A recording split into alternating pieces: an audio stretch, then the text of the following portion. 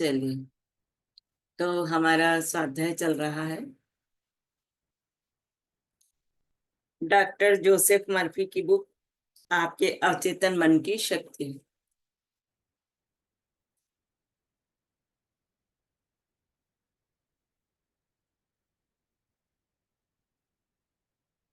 Lesson 30।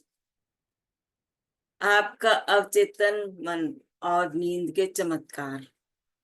आप हर 24 घंटे में 8 घंटे यानी अपनी 1/3 जिंदगी सोने में बिताते हैं। यह जीवन का अटूट नियम है। नींद एक देवी नियम है और कई हमारी समस्याओं के जवाब हमें गहरी नींद में मिलते हैं। कई लोग इस सिद्धांत का समर्थन करते हैं कि आप दिन में थक जाते हैं, इसलिए आप शरीर को आराम देने के लिए सोते हैं और सोते समय शरीर के में मरम्मत की प्रक्रिया चलती है। यह बहुत बड़ी गलतफहमी है। नींद में शरीर कभी आराम नहीं करता है। सोते समय भी आपका दिल, फेफड़े और सभी महत्वपूर्ण अंग काम करते रहते हैं। अगर आप सोने से पहले खाते हैं तो खाना पच जाता है और पोषक पदार्थ सभी अंगों तक पहुंच जाते हैं। आपकी चमड़ी पसीना उत्पन्न करती है, आपके नाखून और बाल बढ़ते रहते हैं। इसी तरह से आपका अवचेतन मन कभी नहीं सोता है या आराम नहीं करता है। यह हमेशा सक्रिय रहता है।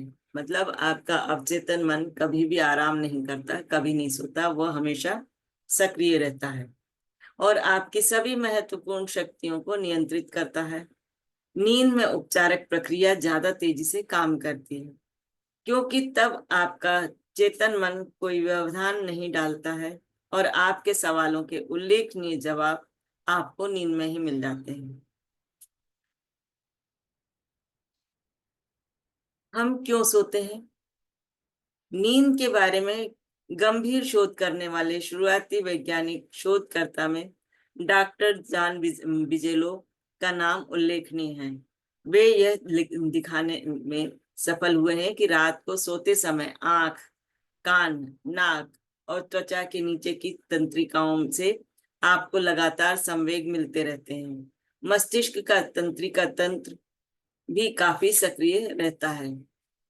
डॉक्टर बिजेलो की शोध का निष्कर्ष इस पुस्तक में दी गई जानकारी से काफी मिलता जुलता है। उन्होंने कहा है कि हमारे सोने का प्रमुख कारण यह है कि आत्मा का अधिक उत्कृष्ट हिस्सा अमूर्तता से हमारी अधिक उच्च प्रकृति से एकाकार हो जाता है और देवताओं के ज्ञान तथा पूर्व ज्ञान में हिस्सेदार बनता है। नींद प्रार्थना का एक प्रकार है। दिन भर आपका चेतन मन चिंताओं, संघर्ष और विवादों में उलझा रहता है। इसे समय समय पर इंद्रियों के प्रमाण और यथार्थवादी जगत से दूर हटने तथा अवचेतन मन की आंतरिक बुद्धिमत्ता से मौन संप्रेषण करने की जरूरत होती है। मार्गदर्शन, शक्ति और अधिक ज्ञान का दावा करके आप जीवन के हर क्षेत्र को, हर मुश्किल से उबरने में कामयाब होंगे और आप अपनी दैनिक समस्याओं को सुलझाने में भी कामयाब होंगे। इंद्रिय प्रमाण और रोजमर्रा के शोर शराबे व दुविधा से नियमित रूप से हटना नींद का एक प्रकार है। यानी आप इंद्रियों की दुनिया के लिए सोए होते हैं और अपने अवचेतन मन की बुद्धिमत्ता तथा शक्ति के लिए जागृत होते हैं। नींद की कमी के आश्चर्यजनक प्रभाव। नींद की कमी आपको चिड़चिड़ा, तुनक मिजाज और निराशावादी बना सकती है। अगर आप नींद कम लेते हैं तो आप में चिड़चिड़ापन और यहाँ तक कि हार्ट बीट में भी अंतर आता है अगर आप नींद कम लेते हैं तो, और निराशा आती है। सभी इंसानों को स्वस्थ रहने के लिए कम से कम 6 घंटे की नींद की जरूरत होती है। अधिकांश लोगों को इससे ज्यादा की जरूरत भी होती है। जो लोग सोचते हैं कि वे इससे कम में काम चला सकते हैं तो वो अपने आप को मूर्ख बना रहे हैं। जिन शोधकर्ताओं ने नींद की प्रक्रियाओं और नींद की कमी में शोध किया है। वे बताते हैं कुछ मामलों में नर्वस ब्रेकडाउन से पहले गंभीर अनिद्रा का रोग होता है। याद रखें, नींद की के दौरान आप आध्यात्मिक रूप से तरोताजा हो जाते हैं। जीवन में खुशी और स्फूर्ति लाने के लिए पर्याप्त नींद आवश्यक है। आपको अधिक नींद की जरूरत है। हमें नींद की जरूरत क्यों है? ये पता लगाने का एक तरीका यह देखना है कि नींद नहीं मिलने पर क्या होता है। अगर आपको नींद नहीं आती है या आप नींद पूरी नहीं करते हैं तो आपको क्या होता है, ये आपको देखना है। 1964 में रेंडी गार्डनर नाम के 17 साल के लड़के ने Guinness book of world records में नाम दर्ज कराने के लिए जागने की कोशिश की। वह 264 घंटे यानी लगातार 11 दिन तक जागता रहा।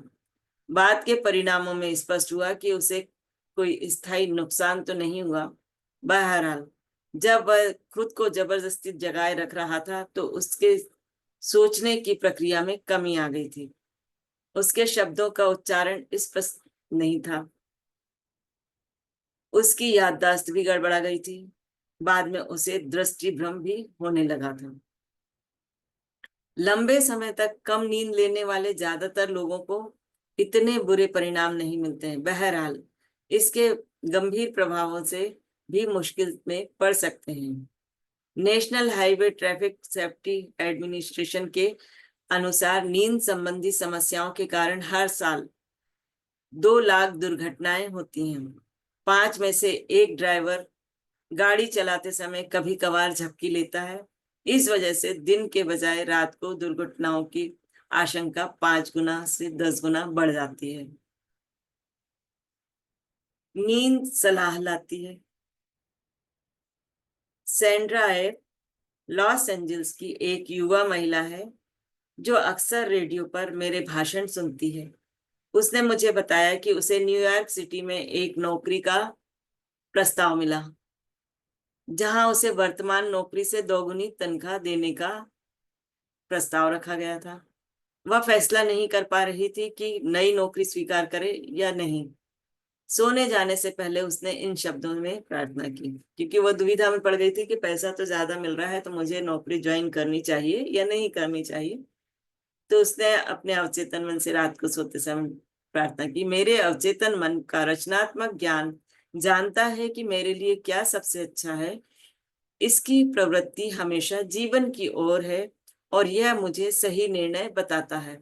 इससे मुझे और सभी संबंधित लोगों को लाभ पहुंचेगा। मैं उस जवाब के लिए धन्यवाद देती हूँ जो मैं जानती हूँ कि वह मुझे मिलेगा। ये प्रार्थना करके वो सोने लगी। उसने सोते समय इस आसान प्रार्थना को लोरी की तरह बार बार दोहराया। सुबह उसे प्रबल एहसास हुआ कि उसे नई नौकरी के प्रस्ताव को स्वीकार नहीं करना चाहिए। उसने इसे ठुकरा दिया। बाद की घटनाओं ने उसके अंदरूनी एहसास को सही ठहराया, क्योंकि कुछ महीनों बाद ही वह कंपनी दिवालिया हो गई। चेतन मन यथार्थवादी तथ्यों के सामने मामले में सही हो सकता है। बहरहाल, अवचेतन मन की सहज बोध की क्षमता को कंपनी की समस्याओं का एहसास था, इसलिए उसने उसे सही चेतावनी दी। निश्चित तबाही से बचाया। अगर आप सोने जाते समय सही कर्म के लिए प्रार्थना करते हैं तो अवचेतन मन की बुद्धिमत्ता आपको निर्देश दे सकती है कि आपकी रक्षा कर सकती है। कई साल पहले मुझे सुदूर पूर्व में आर्थिक रूप से काफी आकर्षक प्रस्ताव मिला। मैंने मार्गदर्शन और सही निर्णय के लिए इस तरह से प्रार्थना की। कभी अगर आप दुविधा में पड़े हो किसी चीज को लेके तो हम अपने अवचेतन मन से पूछ सकते हैं कि हमें क्या करना चाहिए। मेरे भीतर की असीमित बुद्धिमत्ता सब कुछ जानती है। सही निर्णय देवी विधान में मुझे बताया जाता है। जब जवाब मिलेगा तो मैं उसे पहचान लूंगा।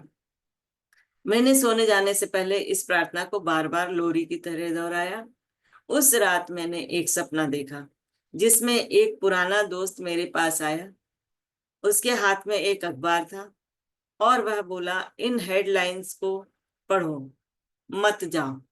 अखबार की हेडलाइंस हिंसा, उपद्रव और युद्ध की खबरों से भरी हुई थी, जो सभी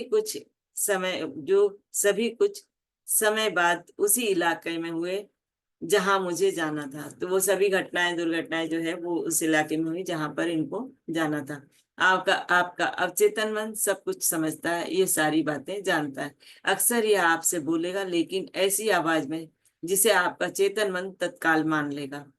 जिस सपने के बारे में मैंने अभी बताया है, उसने मुझे निश्चित रूप से भारी खतरे की स्थिति में जाने से बचा लिया था।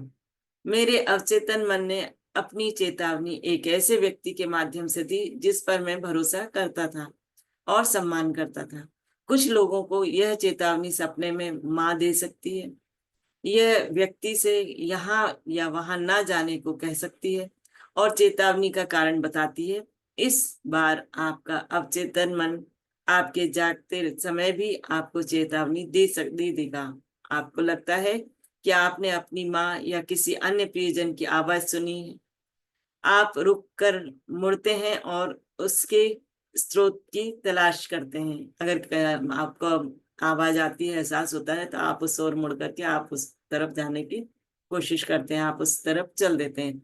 बाद में आप पाते हैं कि अगर आप उसी रास्ते आगे बढ़ गए होते तो खिड़की से गिरने वाले सामान से आपका सिर फूट सकता था, यानी कुछ भी घटना दुर्घटना वहां हो सकती थी। तो ये आज का स्वाध्याय हम यहीं पे रोकते हैं। किसी को कुछ कहना है?